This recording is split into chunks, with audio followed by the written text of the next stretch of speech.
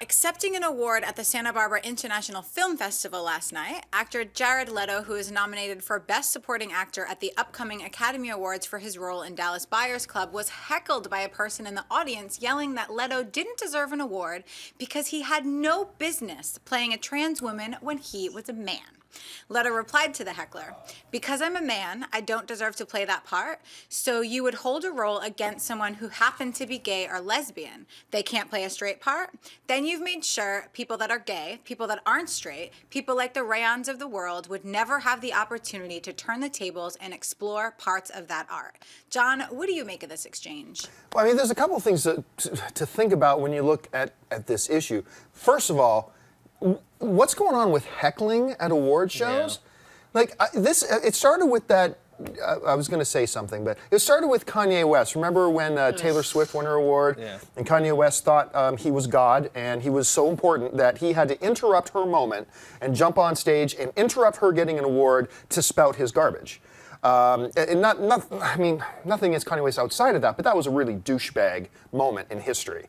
And then you had that pathetic excuse embarrassment to the critic industry, Armand White, at the was it the New York Film Critics dinner? Yeah, I think it was the awards. And you know, the director from 12 Years a Slave won, and at that dinner, he starts heckling him on things like, people who think they're so important, I need to hijack this moment that belongs to somebody else. Never mind that I can just voice my own opinion on my own Twitter, my own Facebook. I can speak my mind whenever I want. No, I need to hijack your moment and do whatever. So anyway, some idiot decides at this award show at Santa Barbara International Film Festival to interrupt Leto to speak her mind. It's like, okay, so that issue aside, I hope that stops. This is a terrible trend. I hope that stops. Anyway, that aside, the whole issue, this brings up a bigger issue about, you know, should he have been playing the role? Should they have gotten a transgendered person to play the role in Dallas Buyers Club?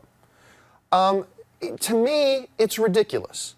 This whole issue is absolutely ridiculous. You know, sometimes shouldn't they have gotten an American guy to play Superman instead of a British guy? Shouldn't they have gotten this person to play this?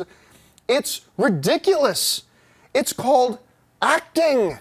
It's becoming something you're not. Look, I've said this before, but I have it on fairly good authority that Michael Fassbender has never been a Southern slave owner.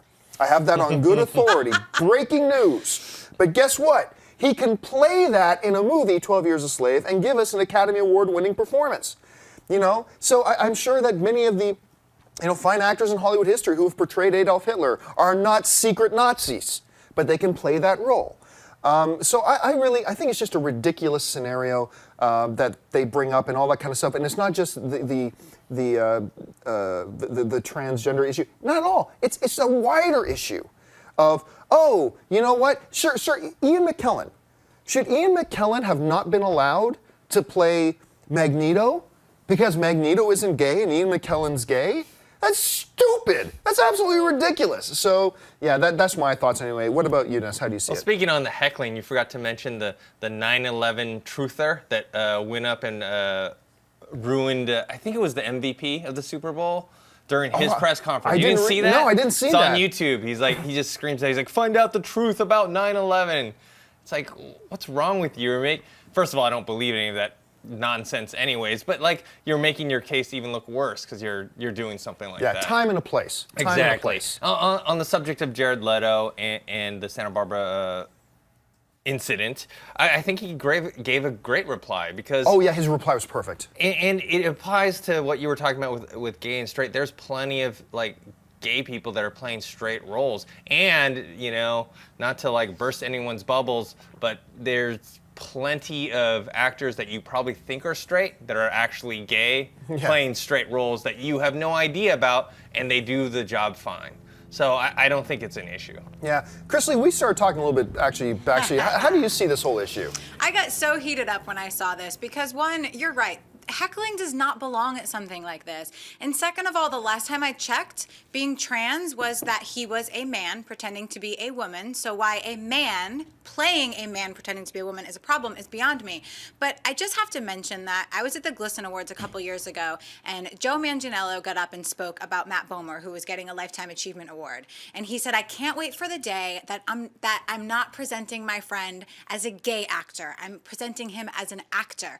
Actors are actors. It doesn't matter if they're gay or straight. Matt Bomer, a gay man, is playing a straight man, and he does an amazing job at it. So are you going to tell him he can't play that because he's gay? It's absolutely crazy and ludicrous, and I feel like some people are just looking to push buttons and get press on things that don't deserve press. Yeah, agreed. If you like this video, be sure to give it a thumbs up, and don't forget to subscribe to AMC Movie News on YouTube.